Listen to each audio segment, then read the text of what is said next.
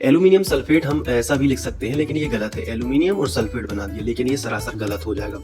ऐसा क्यों है बच्चों, ध्यान से समझो। अब हम करेंगे इसका 7वां क्वेश्चन, जो कि आपकी बुक में दूसरे नंबर पर दिया गया है।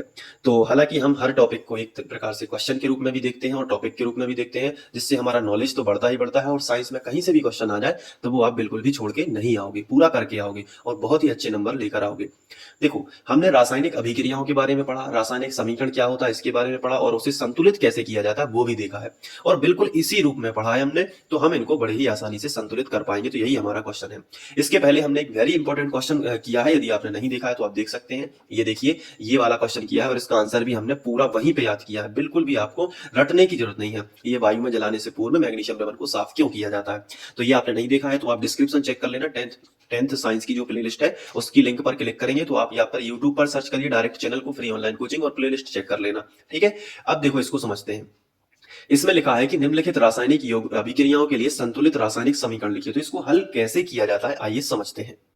सबसे पहले जैसे हमें पहले नंबर का लिखना है और इसको संतुलित करना है, तो जो भी हमें हिंदी में लिखा है उसका सूत्र लिखना है। तो सूत्र पता होना चाहिए। तो आपको वीडियो देखते समय यही ध्यान रखना है कि किसका क्या सूत्र है। बस अगर ये बन गया तो संतुलित आप बहुत आसानी से कर पाओगे। देखो क्या लिखा है इसमें, निम्नलिखित रासायनिक अभिक्रियाओं के लिए संतुलित। पहला है हाइड्रोजन। हाइड्रोजन हमेशा H2 के रूप में होता है, तो हमने लिखा हाइड्रोजन H2। ध्यान से देखते रहना। फिर प्लस का साइन लगा है तो प्लस लगा लो यहाँ पे। फिर क्या लिखा है, क्लोरीन। क्लोरीन हमेशा Cl2 के फॉर्म में रहता है, तो ये हो गया क्लोरीन। तीर का चिन्ह, ये लगा है ना तीर का चिन्ह, तो यहाँ पे भी क्या लगा लो, तीर का चिन्ह लगा लो। ये देखो, फिर यहाँ पे क्या लिखा है, हाइड्रोजन क्लोराइड। ये हमने इसी उदाहरण से समझा भी था। तो हाइड्रोजन क्लोराइड क्या है, HCl। ये खाना पचाने में ये अम्ल सहायक होता है। देखो ये जीके का क्वेश्चन हो गया, खाना पचाने में कौन सा अम्ल सहायक होता है, HCl, हाइड्रोक्लोरिक एसिड। ये हमने लिख लिया। लेकिन ये है अभी ढांचा समीकरण, ये संतुलित नहीं है। ये तो केवल हमने एक अभिक्रिया से समीकरण बनाया, लेकिन अभी ये संतुलित नहीं है। तो संतुलित का मतलब क्या है, दोनों ओर बराबर होना चाहिए वजन, द्रव्यमान संरक्षण के नियम से। हमने ये वाला क्वेश्चन भी किया था कि रासायनिक समीकरण को संतुलित करना क्यों आवश्यक है। देखो कैसे, यहाँ पे हाइड्रोजन कितने हैं, 2 है, लेकिन यहाँ पे क्या 2 हाइड्रोजन है, आंसर है नहीं। तो यहाँ पे लिख दें क्या 2, नहीं, गलत हो जाएगा, सूत्र डिस्टर्ब हो जाएगा। सूत्र डिस्टर्ब नहीं करना है। HCl का सूत्र यही होता है, HCl यानी हाइड्रोक्लोरिक अम्ल। हाइड्रोजन क्लोराइड का सूत्र यही होता है, HCl। अगर यहाँ पे 2 लगा दोगे तो ये हाइड्रोजन क्लोराइड का सूत्र नहीं होगा। तो फिर 2 आगे लगाना पड़ेगा, यहाँ नहीं लगा सकते तो यहाँ लगा सकते हैं। ये तो मजबूरी होगी कि यहीं लगाना पड़ेगा। तो फिर ऐसी स्थिति में 2 हाइड्रोजन के साथ में 2 क्लोरीन भी तो हो गए, और 2 क्लोरीन हमारे यहाँ पहले से ही है, मतलब बैलेंस हो गया। 2 हाइड्रोजन और 2 क्लोरीन, 2 हाइड्रोजन और 2 क्लोरीन, ये हो गया संतुलित। तो इसको ऐसे संतुलित करना है। कितना सिंपल था, कितना सिंपल था ना इसको संतुलित करना। देखो सेकंड नंबर पर क्या दिया गया है, सेकंड नंबर पर है बेरियम क्लोराइड। बेरियम क्लोराइड का सूत्र आपको पता है क्या, नहीं है तो देखो, जब तक सूत्र पता नहीं होगा आप संतुलित नहीं कर पाओगे। तो सूत्र ध्यान रख लो, ये 3 तो है ही, तो सूत्र ध्यान रख लो। धीरे धीरे आपको सभी सूत्र याद हो जाएंगे पूरी केमिस्ट्री के। देखो क्या होगा, बेरियम क्लोराइड, तो आप क्या लिखोगे, BaCl2। Cl2 इसलिए आता है क्योंकि इसकी संयोजकता 2 होती है। आगे आपको नॉलेज जो है बढ़ता ही जाएगा। तो बेरियम क्लोराइड हमने इस तरीके से लिखा। प्लस एल्यूमिनियम सल्फेट, तो हमने प्लस लगा दिया यहाँ पे, और एल्यूमिनियम सल्फेट हमें लिखना है, तो कैसे लिखा जाएगा। तो यहाँ पे कई बच्चे गलती कर देते हैं, देखो ध्यान से। एल्यूमिनियम सल्फेट हम ऐसा भी लिख सकते हैं, लेकिन ये गलत है। एल्यूमिनियम और सल्फेट बना दिया, लेकिन ये सरासर गलत हो जाएगा। ऐसा क्यों है बच्चों, ध्यान से समझो। एल्यूमिनियम की जो संयोजकता होती है वो होती है +3, या हम बोले कि ऐसे होती है, प्लस ऑक्सीकरण अवस्था भी बोल सकते हैं, +3। तो देखो एल्यूमिनियम +3 है और सल्फेट की होती है -2। तो 3 और माइनस में बराबर बराबर होने चाहिए, तभी तो उदासीन हो जाएंगे। तो अगर हम इसमें 2 का गुणा कर दें तो ये कितने हो जाएंगे, 6। इसको हमने कितना बना लिया, 6। तो अगर, और इसमें अगर हम 3 का कर दें तो ये हो जाएगा कितना, ये भी हो जाएगा 6 - 6। क्योंकि अगर हम एल्यूमिनियम, इसको भी हमने +6 बना लिया और इसको हमने -6 बना लिया, तो एल्यूमिनियम में कितने का गुणा किया है, 2, तो हम इसको लिख सकते हैं Al2। लेकिन SO4 में कितने का किया है, 3, तो इसको लिख सकते हैं SO4 का होल थ्राइज।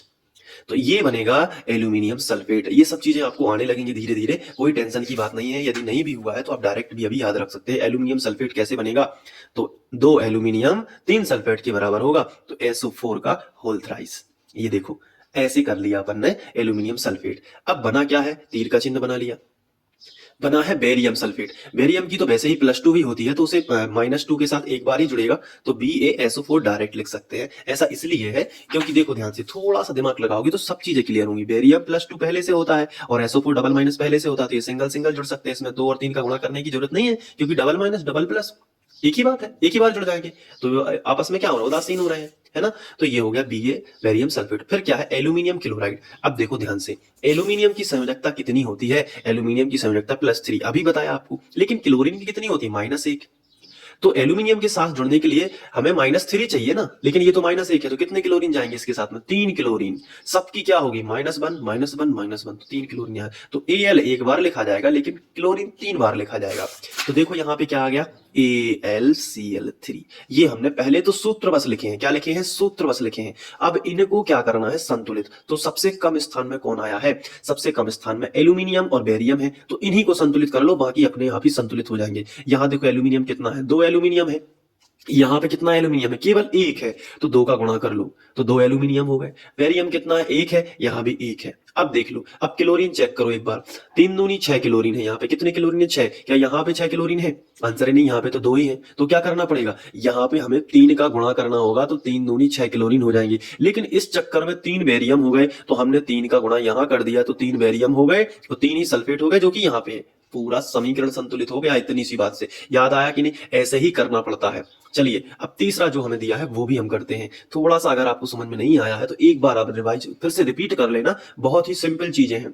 देखो सोडियम, पहले सोडियम का सूत्र क्या होता है, तीसरा अब हम लोग करने लगे हैं। सोडियम का सूत्र क्या होता है, Na, ये लिख लिया Na, प्लस जल का सूत्र क्या होता है, H2O, दुनिया जानती है H2O, ठीक है। फिर तीर का चिन्ह लगा लोगे।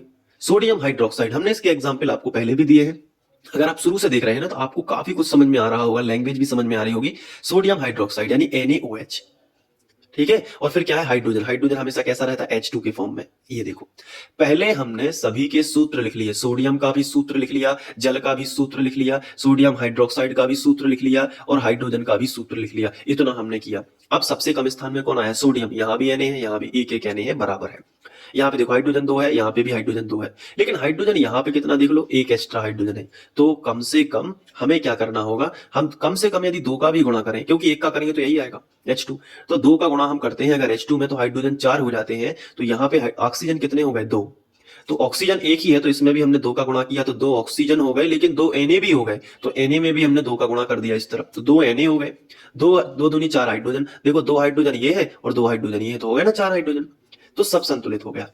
2 सोडियम तो 2 सोडियम, 2 दूनी 4 हाइड्रोजन, तो 2 हाइड्रोजन ये है और 2 हाइड्रोजन ये है, और 2 ऑक्सीजन, देखो ध्यान से, 2 का गुणा है ना ऑक्सीजन में, तो ये देखो 2 का गुणा ऑक्सीजन में, हो गया ना संतुलित। तो अब आप सोच रहे होंगे कि संतुलित करने की क्या कोई ऐसी विधि है, नहीं। प्रैक्टिस जितनी ज्यादा करोगे ना इन पे, उतने ही जल्दी संतुलित करेगा। कोई लंबी प्रोसेस बताएगा, कोई कैसे करेगा, लेकिन आपकी प्रैक्टिस जितनी अच्छी होगी उतना ही जल्दी आप पे ये सब चीजें बनेंगी। तो थोड़ा सा देखो, तीनों क्वेश्चन हमने कितनी आसानी से कर लिए। अब आप इनको नोट भी कर सकते हैं और अच्छे से समझ सकते हैं, खुद से प्रैक्टिस भी कर सकते हैं। मैंने कई एग्जाम्पल करवाए हैं, जब मैंने रासायनिक समीकरण को संतुलित कैसे किया जाता है ये समझाया था ना, तो वो वाला वीडियो भी आप देख लेना, तब ये ज्यादा अच्छे समझ में आएगा, ठीक है। तो अब आप इसके बाद क्या करोगे, इस क्वेश्चन को अच्छे से कर लोगे और नोट्स में जल्दी से लिख लोगे। इसके बाद हम लोग नेक्स्ट क्वेश्चन करने वाले हैं, ये देख लो, ये वाला क्वेश्चन करने वाले हैं जो कि आपकी बुक में दिया गया है, इसको भी अच्छे से करेंगे। तो चलिए मिलते हैं नेक्स्ट वीडियो लेक्चर में, तब तक आप इन सब का रिवीजन करके अच्छे से याद कर लेना। Thank you.